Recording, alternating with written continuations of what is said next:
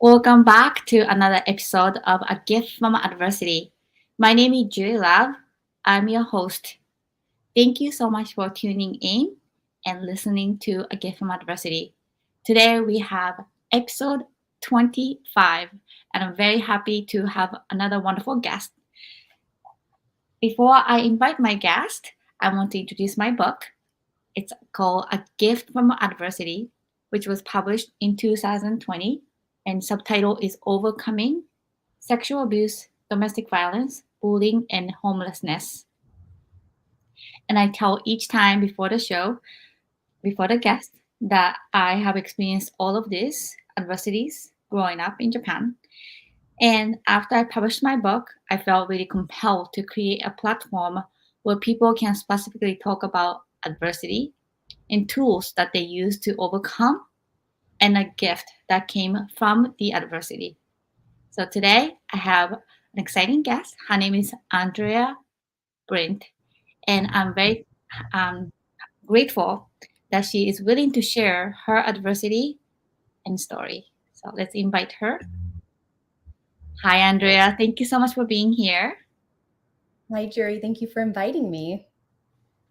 Absolutely. So, can you please tell our audience your name and what you do? Yes, my name's Andrea Blindt. I am a registered nurse, a holistic homeopathic practitioner. I also specialize in hypnotherapy and mindset coaching. And I see you have a website.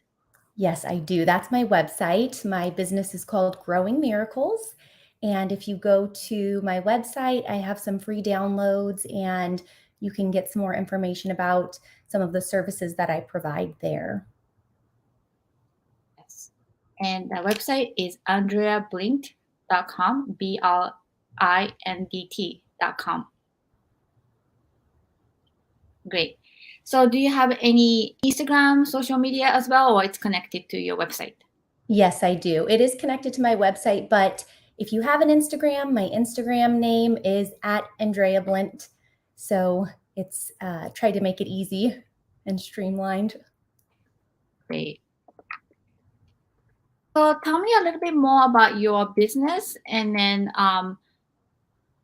the method that you're using. You said a lot of different things, and then can you break it down a little bit more? Of course. Thank you for asking. So my business name is Growing Miracles with Andrea. And the name came to me because I really believe we are all capable of growing miracles in our own lives. And I watched that happen in my life. And so once I was able to do that in so many different areas, I thought, why wouldn't I share that with the world and share it with people who are looking for support? And so I offer nursing services where I look through medical labs. I work like a detective to try to find the root cause of imbalance in the body, whether it is physical, a medical challenge. If it's emotional, then I support that through different modalities.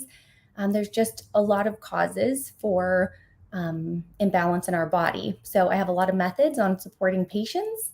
I do a lot of work with fertility patients, pediatrics, I love, and just overall health and wellness. So, what are the miracles that you experienced that you wanted to share with people? Well, for me personally, I believe I'm a miracle sitting here today. I know this podcast is about adversity, and I've lived a life of adversity, quite a bit of it. And I know none of us are immune to the struggles of life. Um, and I know we're going to get into that later, but my miracles is me sitting here, being alive, happy, living a life that I never imagined possible for myself and my family. I've also been able to become a mom when doctors told me that I wouldn't be able to become a mom, get pregnant, stay pregnant, as well as becoming pregnant naturally, which was really exciting. So, just so many miracles, overcoming all of those challenges. I feel like that is, in and of itself, a miracle. Great. Well, thank you so much for sharing. So, let's dive into the first question, which is the adversity. You mentioned a little bit, but what was your greatest adversity? Yes, my greatest. That's a tough question because as an adult, I've experienced quite a few adversities, but during my childhood, I suffered from childhood abuse, mental, emotional, physical, and sexual. And I think that really set me up to have repeated patterns in my present as an adult. And it wasn't until I had experienced the birth and the deaths of my first two children that I realized I wasn't enjoying my life. I was in a relationship that was unhealthy, and I realized that a lot of the choices I made came from a place of fear and wanting to feel safe in life and not really loving myself and believing that I was worthy of more. And so I think there was a combination of adversities and really um, finding the strength to push through them all. Even to this day, I went on to have twins naturally, and they were born with medical challenges. So that was very complicated and brought with it a lot of emotions. And then learning how to care for them when one of them was giving a very poor prognosis. And now he's thriving. So just, it feels like, storms keep coming, but I've learned how to get through them instead of overcoming them. So let's go back to the childhood, and then you mentioned a lot of things, a lot of abuse and physical, sexual. So would you feel comfortable talking a little bit more about it? Yes, of course. Thank you for asking. Childhood abuse is really tough because I feel like our system is not set up in a way that it supports children truly in the way that it was designed, which is really unfortunate. And so for me, I experienced that. I lost my birth father. I never knew him. And my mom was a single mom who worked hard, and she had a lot of trauma in her own life that trickled into our childhood and the way she spoke to us and the treatment towards us. And so she was very physically abusive and tore us down daily. Um, it was a really, really tough time. Broken bones, bruises, pulled hair with bald patches, that would just eclipse my head. And I just felt so worthless. Like, why am I here? What is the purpose of all of this suffering? And that was a really hopeless time in my life. And then when I was 15, I was adopted. And I realized that I started performing so that I would be valued and have worth. And it took me years to realize that. What was the performing, like dance or? No, so performing in my behaviors, I started cleaning the house, cooking, really doing anything I could to fly under the radar and to be lovable. So I believed that if I serve all day long and I provide for others, then I will be wanted and people won't think that I'm too much work. They'll keep me because I have value. Yes, it's a lot going on in here, and then I feel like a lot of people who have experienced this childhood abuse, they don't understand us in a way that, like, a lot of things are happening but without explanation, and then you think it's normal, but it's not normal, and there's no advocacy, and there's nobody, like, especially if your abuser is in your house and living, and then supposed to be a protector but it's not. It's just really difficult to get out of it, and I'm very sorry that you have experienced that. Thank you.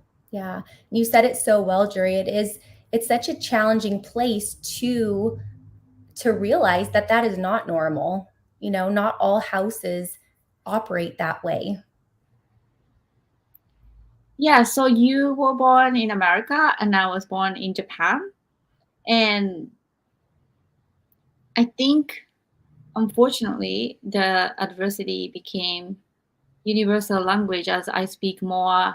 And then since I started this show, I have guests from all over the world. And it seems to be a lot more common than expected. And sadly, a lot of people feel lonely, alone, and then that they are handling all on just by themselves. So, did you feel like lonely? Did you feel hopeless that there was nobody there for you when you were growing up? Absolutely. Every single emotion you shared, I felt. I felt very depressed. I felt unlovable, unworthy, so alone, hopeless. I couldn't imagine a future because my present was so full of pain that I didn't want a future. I I was suicidal. I prayed for forgiveness because I grew up in a religious house and I believed that I must be really bad to endure such suffering. And so I prayed for forgiveness and asked, for help. Please just tell me what to do in order to be loved and to not be hurt. And then the people who were supposed to help us, counselors, child protective services, the police, really fell short in protecting. um, and I see that still happening today with all of those resources with judges in the court system. And it really breaks my heart that we are not protecting children in the way that we should be. And I experienced that myself and was left in an abusive house again and again and again until that abuse got so big that I had no other choice but to leave. And I don't think that's fair for any child to endure suffering like that for even one day. So, what age do you remember from what age to what age the abuse continued? Yeah, until I was 15 years old. So it was a large part of my life. How did it end? It ended my older sister, actually, who was 15 months older than me. She ran away from home and she ran away. She hitchhiked her way across multiple states and she ended up in Montana. When she got there, she applied to be emancipated. And so when she went through the emancipation process, a judge asked her, "Why do you want to be emancipated?" And she shared her story. And the judge said, "Oh no, there's still kids in that house." And they came in and scooped us right up. And so it was really her bravery that allowed me to live and experience a different life. Can you explain that word must be? What does that mean? I've never Oh, heard of it. emancipation? Yes, of course. So emancipation is where you are allowed to be a legal adult before you're 18. So in America, when you turn 18, you are legally an adult. You don't need to live under your parents' house. Of course, you can if you'd like to, but you are seen as an adult. And so she was 16 when she did that. And you have to go to court and be granted the ability to basically be an adult. So she could go to school without having a parent's signature. She could apply for a job without a parent, anything, not anything, but a lot of adult responsibilities she was able to take on without an adult supervision. Wow, I have never heard of this system. Yes, That is so brave of her.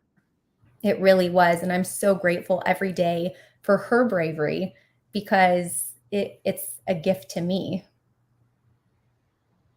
So basically, she ran away from an abuse by hitchhiking and then crossing several states, ended up being in Montana, and emancipated and Yeah, at the court, and then told that she can be an adult at age 16. yes. And how old were you? Like 15, I was 14? 15. Yeah, 15 at the time. So somebody came to your house? So, yeah, the police came, and then I got to move to California, and I lived with the man I call my dad, who's a police officer, and his wife, and they raised me beautifully. I was so grateful to have a safe house where I never worried about being hit or any sexual abuse. It was unlike anything I'd ever known. He was Japanese, and so he wasn't a warm, fuzzy dad, but I wasn't used to warm, fuzzy. So he was exactly what I needed at that time. And he was very strict and challenged me in my education and in the choices I made in life. And I'm so grateful for him and his wife for the love that they poured into me. Wow. So you were living with basically foster family? Mm-hmm. Yeah. Like you're Japanese? Yes. Yeah. So my dad was Japanese, and then his wife is American. Wow. That is such a crazy 15 years old of abuse and then escaping from it.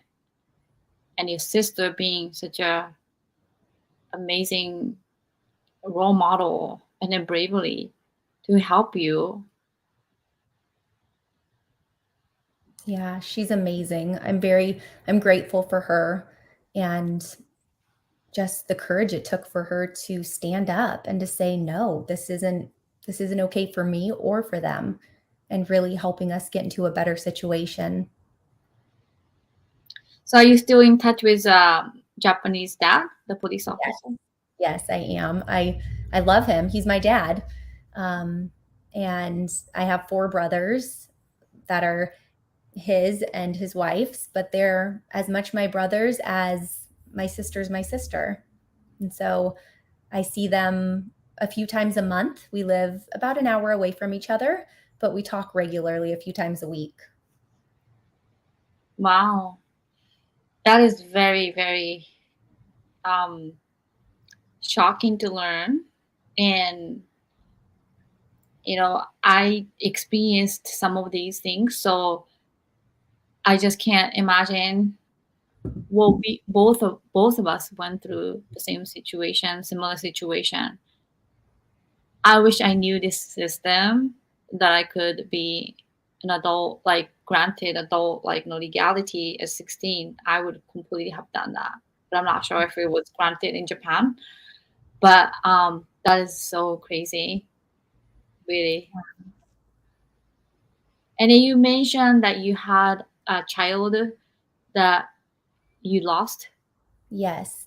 So in my first marriage, I had, I was pregnant with twins, Grace and Wyatt, and I delivered them early at 25 and a half weeks, and they were in the NICU, which is the intensive care unit for newborn babies that are born early.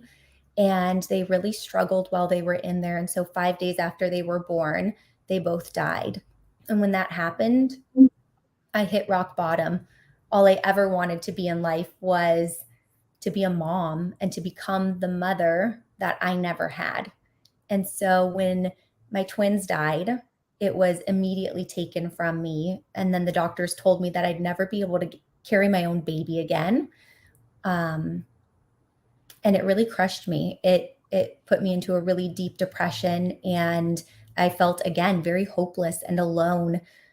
People didn't talk about newborn loss. It's kind of a voodoo topic. And so my family and friends didn't really know how to support me or remember my twins with me, which made it feel like I was living in a twilight zone. I had these memories and the scars, but everyone avoided it. And so it just felt really weird. Yes.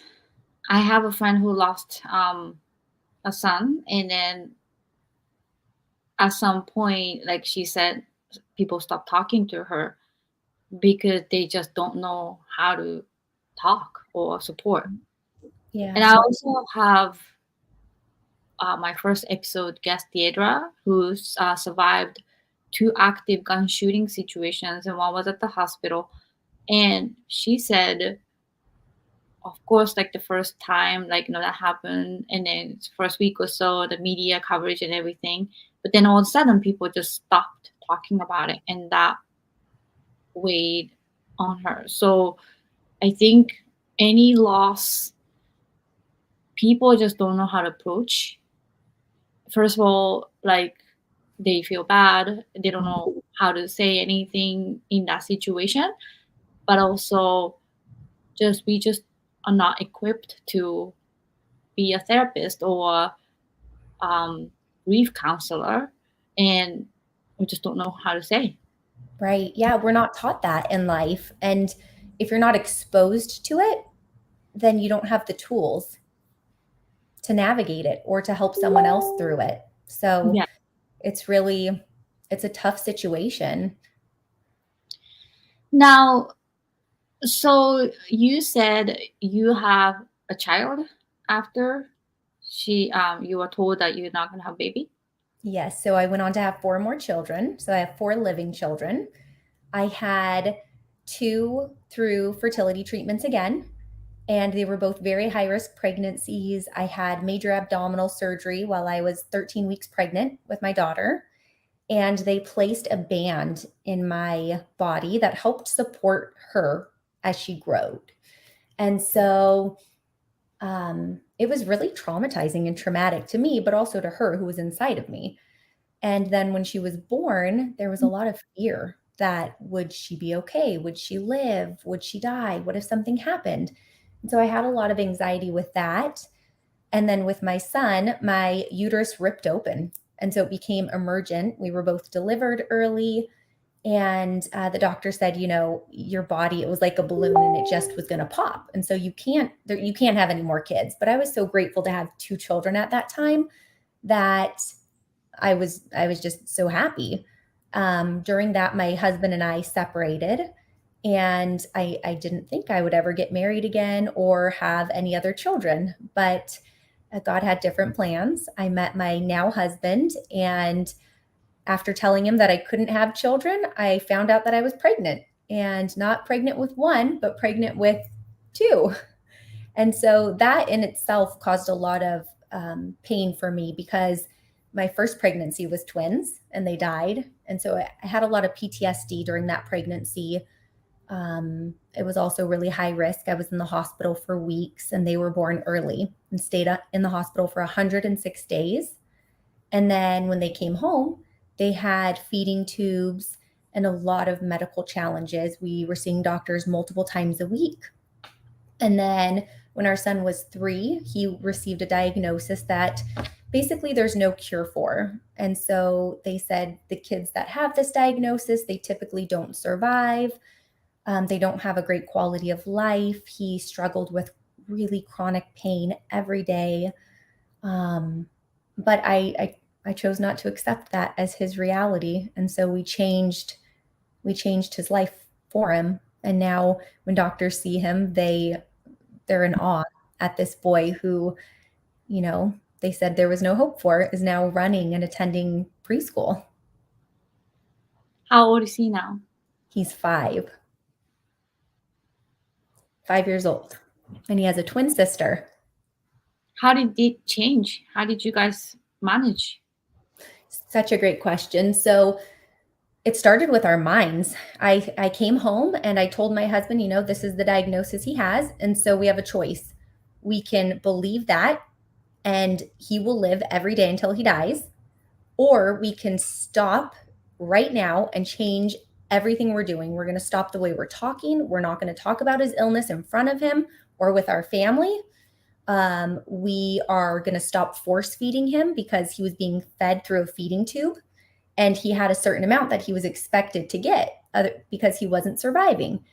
But he was throwing up all day long and he was in so much pain. And I said, we're not going to force feed him anymore.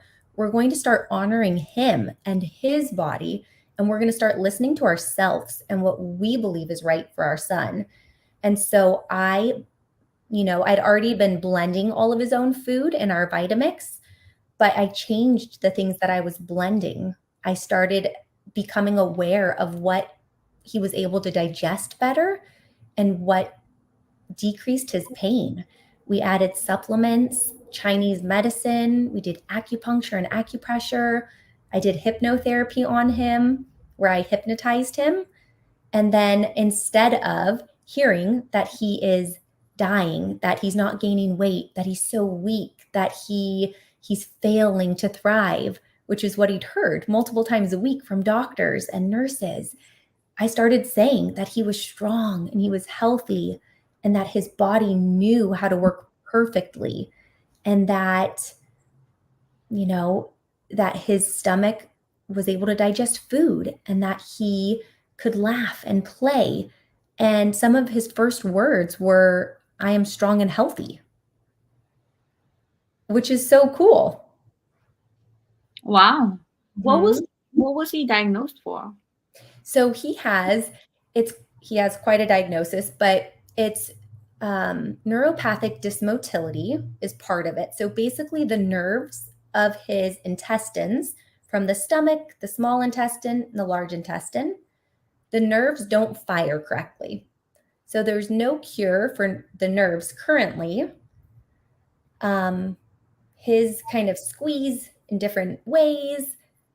Normal movement is when you eat, the food goes down, and then the stomach starts to move it down as it moves towards the small intestine, the large intestine, and then through your poop. His didn't do that. It kind of sat there, and then the more he would eat, he would just get fuller and fuller until he would pop. And because it wasn't moving down, it would come back up the way that it had gone in. And so that was really painful for him. Wow. So I'm so grateful that you have shared all these challenges and adversities, and then um, mindset, and it's very wise of you and your husband to accept that. And I just want to share a quick story of mine, which is in my book, A Gift from Adversity. When I was diagnosed with hypothyroid, I had hyperthyroid and had a surgery when I was in Japan. So they took 70% off, and I only had 30%. And after my son was born, I was TSH was 16, which was maybe 4 times of normal. Mm-hmm. Now, at that point, my doctor said I would not live without medication for the rest of my life, and I would never get pregnant. Even if I get pregnant, the baby is going to be deformed, and I will lose my hair, and then skin, dry skin.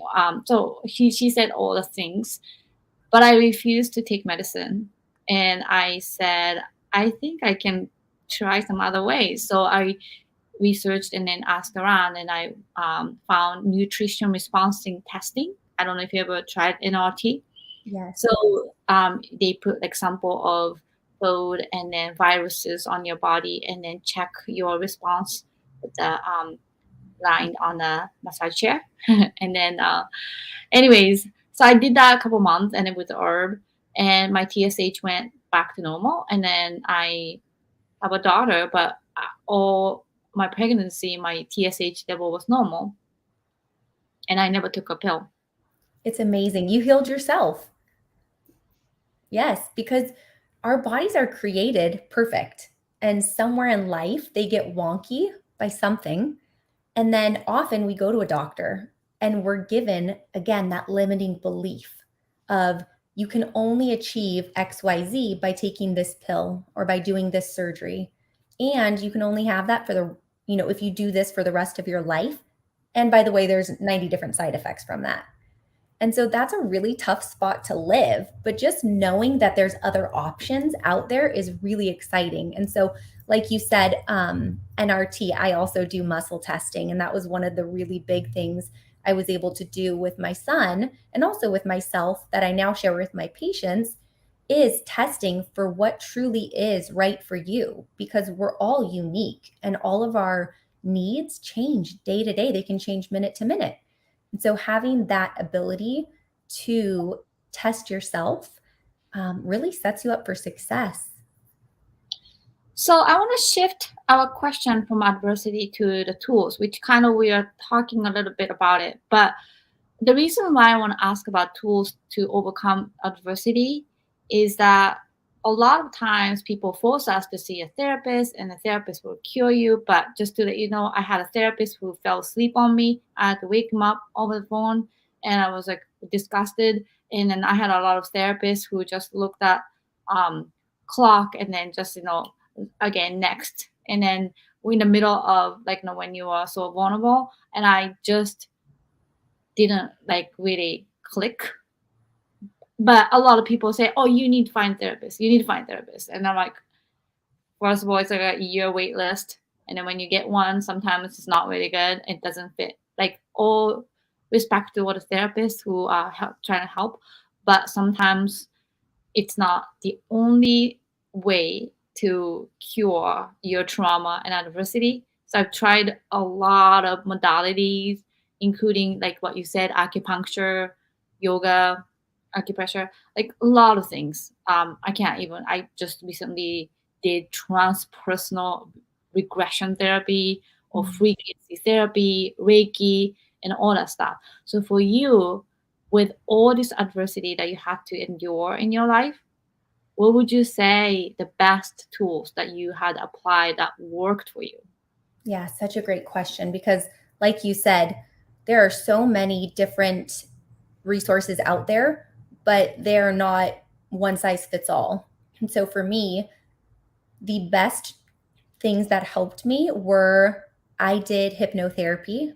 I did a type of hypnotherapy that's called rapid transformational therapy through Marissa Peer. She's the person who invented this type of therapy. And it's designed to be fast so that you don't need to go to 500 sessions before you get one small breakthrough. You are hypnotized, so your conscious mind isn't battling you, and you're able to go back and locate the root cause of imbalance in your body, whether it's a limiting belief or an illness. You find it and then you transform it. After that, you listen to a recording for 21 days. You can listen to it longer if you want to, but it really helps ingrain those new beliefs into your body. I think that changed my life hugely. I also did emotion code, which helps release the stored traumas and emotions in your body. Because when we don't express our emotions, when we're not safe to express them for any reason, then they get stored in our body and they can cause illness, depression, anxiety, physical illness, so many different things. I also love affirmations and vision boards because, like I mentioned earlier, I really struggled with imagining a future. And so for me, one of my healing tools was sitting down and really deciding, what do I want in my life? What makes me feel good? Do I feel good sitting at the beach? No, I don't. Okay, where do I feel good?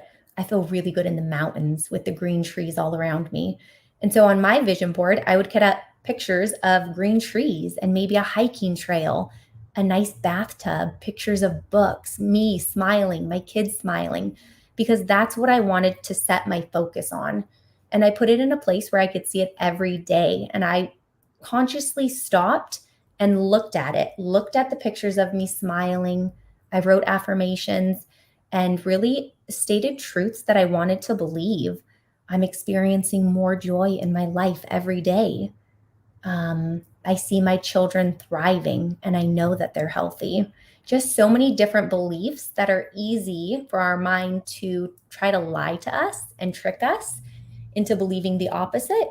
And so by having those truths around my house or on my vision board, it was easier for me to access them and to hold on to them when I was having a hard day.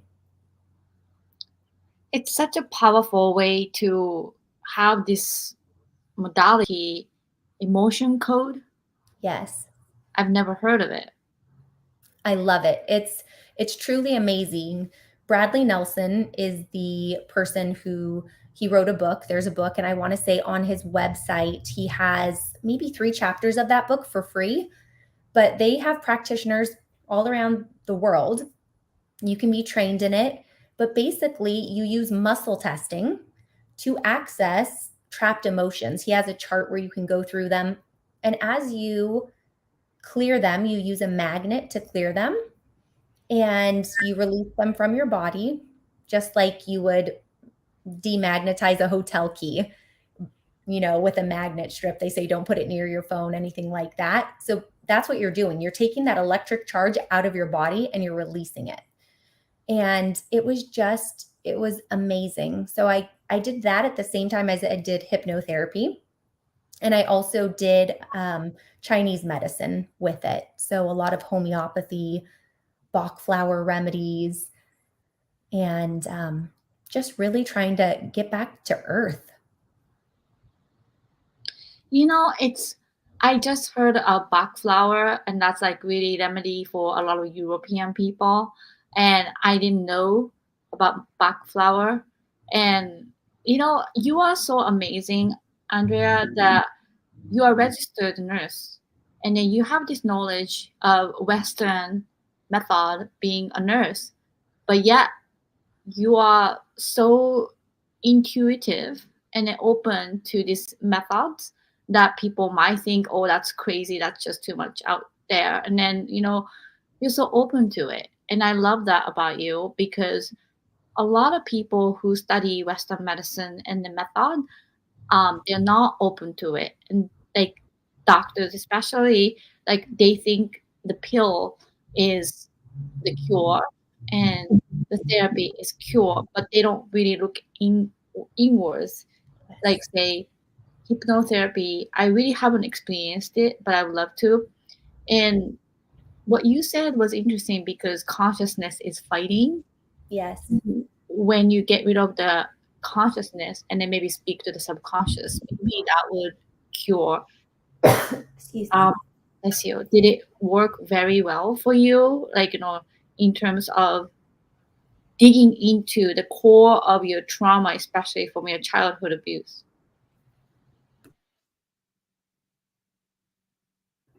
Excuse me. I had a little tickle. For me, it was hugely transformational, and I will say finding the right therapist is imperative. The first time I did hypnotherapy, I didn't like it at all, and I didn't think I received anything from it. I didn't feel comfortable. The second time I found it because I was researching ways to help support my son. So that's when I found Marissa Peer, and I used her method on my son and on myself. And I saw such a shift that I decided I wanted to study under her and become certified in that so that I could offer it to my entire family, but also all of my patients, because I had such a huge transformation. I was able to heal so many things. Like I said, I performed. That was how I found value in my life, by serving all the time. I never sat down. I never stopped moving. I cleaned frantically, but that wasn't the life I wanted to live. I was missing out on so many amazing events and opportunities.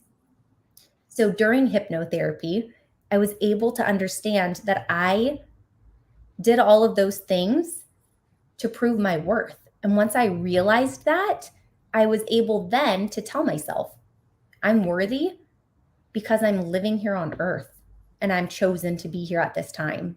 My worth comes from who I am and my heart and the deep connections that I create with others. It doesn't come by me cleaning my house frantically. And so, again, those beliefs get put into your mind for 21 days. And then anytime I need a tune up, I just listen to it again. That is so interesting. And I think a lot of trauma survivors, like, I don't know, I have the same thing, like, um workaholic, always thriving, always trying to fill the void by working really hard and trying to feel the validation from others, the compliments. But then I realized that, especially from men, and you know the words can say beautiful and stuff, but a lot of people don't realize how damaged we are as a survivor of sexual abuse, especially, and in the domestic violence as well.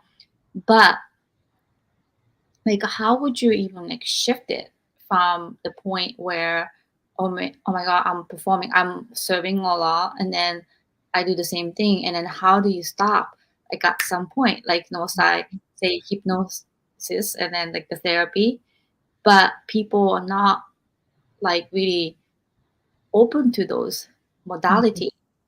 Yeah. What do you say your advice is for people to stop pleasing others and then seeking for maybe validation from others? Yeah, it's a great question. So I would say really become aware of how you feel in a situation. So if you are helping someone because you're looking for a response back, notice that. Notice how you feel when you don't get that response. And if you don't get that response, ask yourself, where could I get this? Where else could I get this? That's a healthier place for me to get it. You can also, become aware of those thoughts that you have and try to see what the reason is. If I'm looking for someone to tell me I'm beautiful, is it because I don't believe I'm beautiful? And maybe that's the truth that you hold inside. Then you could ask, when's the first time I felt that I wasn't beautiful? Oh, maybe it was when I was 4 and someone teased me and said I was ugly because I had freckles. Well, then you can go in your mind to that 4-year-old and say, man, that was kind of mean. Freckles are cute. I'm sorry that 4-year-old experienced that. I'm not 4 anymore. I'm however old you are. And remind yourself that you are whatever you want to be. I am beautiful. And when you go to a mirror, pause and let yourself know that you're beautiful. In that situation, for the little girl who had freckles, when you stop in the mirror, let her know how cute those freckles are and how fun they are. So I really try to explore the feeling and then find the cause of it, the reason behind it, and then really change it. I appreciate you so much, Andrea. And this is our first time meeting and having this conversation. And I can't thank you enough for being so open and so vulnerable and knowledgeable about these tools that people can apply when they're going through this. Now, I just wanted to share my personal story. So I had the coolest experience of working on Marvel Studios movie called Shang-Chi, The Legend of Ten Rings last year. And then when I was in the movie trailer, I made this wonderful stand-in, and she told me that I have inner child that is not as professional as I am, and it's not like up to the level that I am representing myself in public. So all the abusive relationship that I'm attracting is for her, not for me right now at my age. So you have to raise this child that was abused and not Yeah. loved, have so much void to your level. So then it would emerge, and then you would attract healthy relationship, not just um, boyfriend girlfriend type of things, but friendship as well, work relationship, anything. Yes.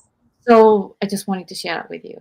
Thank you for sharing that. And that's so true and so common. And anyone can do that anytime. Raise that child up or provide that child with what it didn't get as a younger person. You have the ability to, even if you're thinking of it in your mind, close your eyes and think, gosh, I really wish my parents would have hugged me.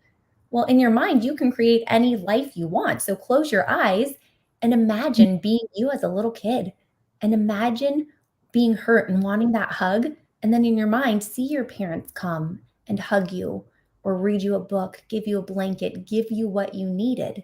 And then let yourself know, let that child know that they have everything they needed and that you're still there for them. And that if they have anything else they need again, you know how to help them because you are them. Do you see my tears? Oh my goodness. I'm so touched by you. And I'm so grateful to have this conversation. And I feel all my life, those are the things that I never experienced and wanted. And therefore, I end up thriving crazy and going after the wrong thing. So, I really appreciate you so much. Thank you. I appreciate you and your vulnerability. Your vulnerability brought this platform where people have the ability to feel less alone and to gain knowledge and resources from others. And so I thank you for your courage and just the gifts that you have and bring to this world. Thank you. You're so kind. So that can lead to our last question, which is a gift that came from adversity. So how would you say what's the gift from your adversity?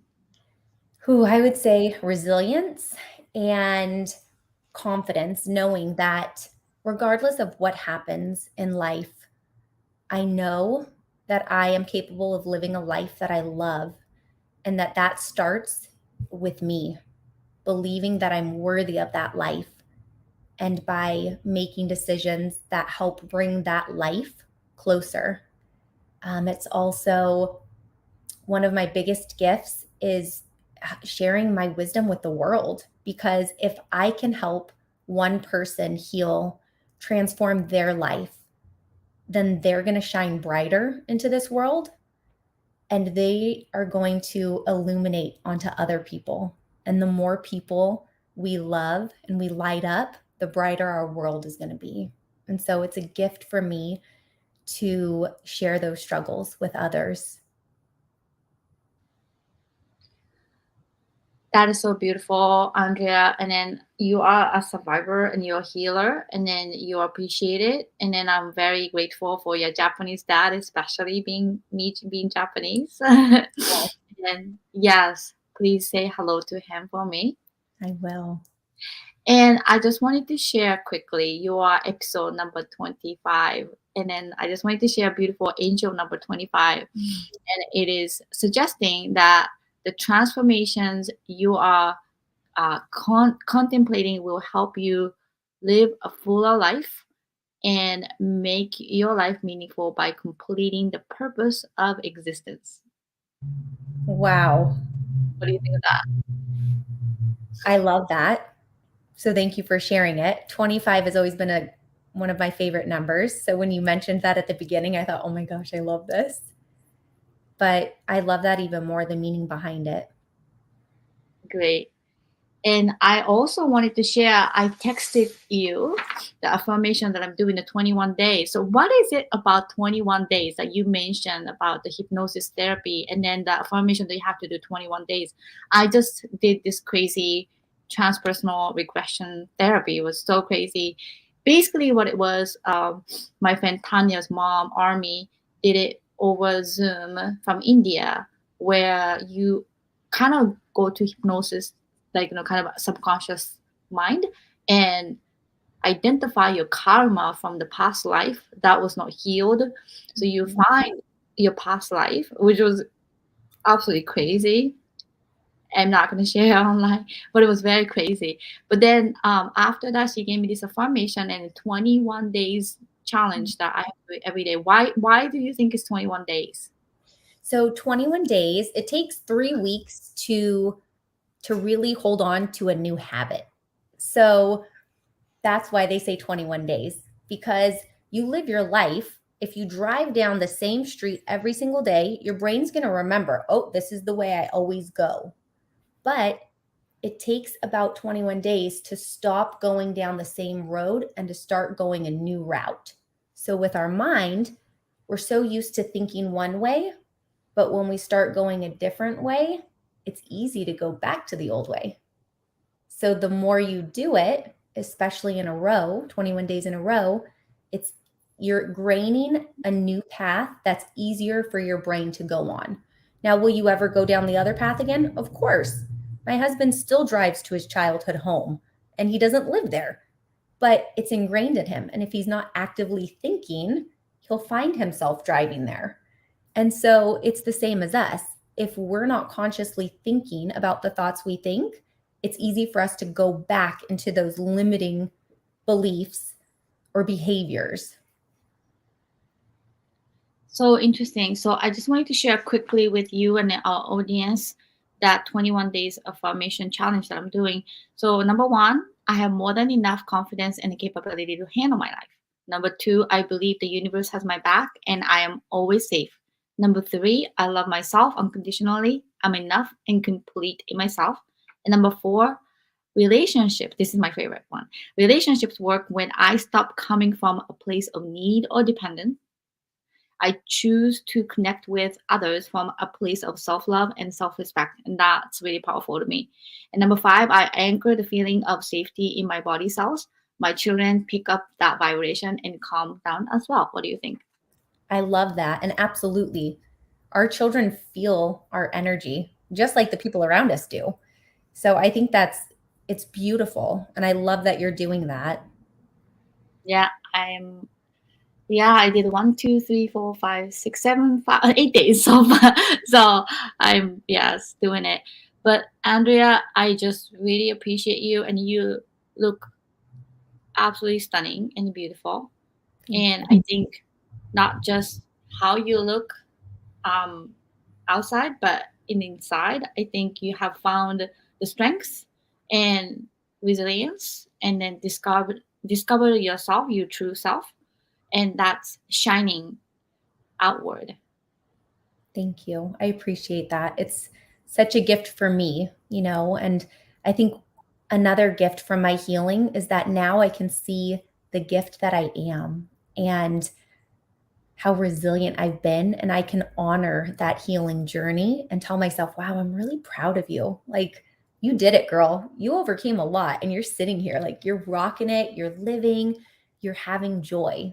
And so, that for me is such a gift that I get to hold on to myself. So, thank you for affirming that for me.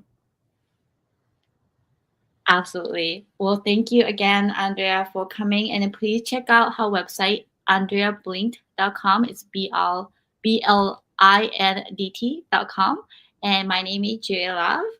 And I really appreciate you listening to us in our conversation. And I hope this episode would help you empower and then overcome the adversity. Thank you, everyone. Have a good night. Thank you.